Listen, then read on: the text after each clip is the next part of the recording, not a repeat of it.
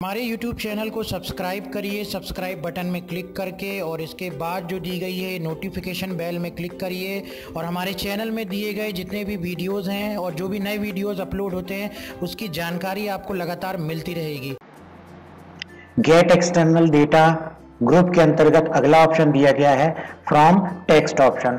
तो देखिए जैसा कि अभी हमने यहाँ पर एक्सेस से डेटा को लेकर के आए थे एक्सेल में, फिर हमने इंटरनेट से वेबसाइट से किसी डेटा को लेकर के आए थे और यहाँ पर हमने एक्सेल में उसको इंपोर्ट किया था। उसी प्रकार से अब हम किसी टेक्स्ट डॉक्यूमेंट से मतलब हम नोटपैड से किसी भी प्रकार के डेटा को ला करके और MS एक्सेल की वर्कशीट में इस सेल में जो है इंपोर्ट कर सकते हैं। उसके लिए हमें फ्रॉम टेक्स्ट ऑप्शन पर क्लिक करना होगा।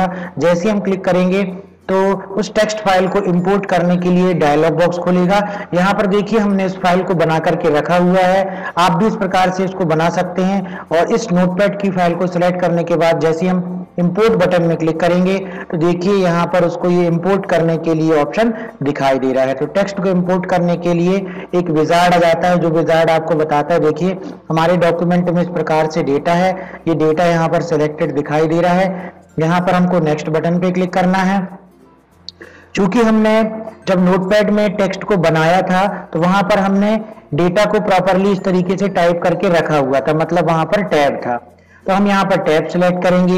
यदि वहां पर सेमीकोलन होता तो डेटा को एक्सेल में दिखाने के लिए हम सेमीकोलन का इस्तेमाल करते। यदि हम नोटपैड में स्पेस लेकर के रखते तो हम स्पेस का इस्तेमाल करते।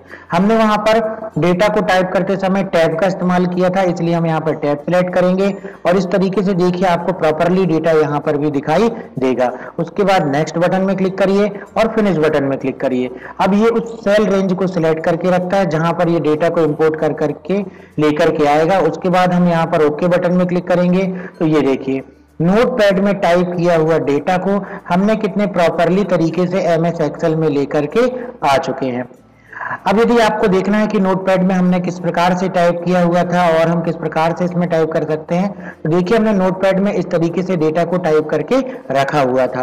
और अभी हमने बात भी की कि यहाँ पर हम जाकर के टैब की दबाते हैं। ये देखिए हमने किस तरीके से डेटा टाइप किया। जैसे हम एक नया रिकॉर्ड लेते हैं, हमने ये टाइप किया और फिर टैब की दबाई। ये देखिए तो टैब की हम दबा रहे हैं यहाँ पर। इस कारण से जब हम वहां पर जाते हैं तो वहां पर जाने के बाद हम टैब ऑप्शन चुनते हैं। यदि हम यहाँ पर स्पेस लेते, जैसे ही मान लीजिए हम इस तरीके से टाइप करते हैं और स्पेस दबाते हैं हम, तो वहां पर हमको इंपोर्ट करते समय स्पेस ऑप्शन सेलेक्ट करना पड़ता। यदि हम इस प्रकार से डेटा को सेमी कॉलन के द्वारा या कॉलन के द्वारा अगर अलग अलग करते तो वहां पर हमको कॉलन चुनना पड़ता। तो उसके बाद डेटा हमारा प्रॉपरली जो है यहाँ पर इस तरीके से आ जाता।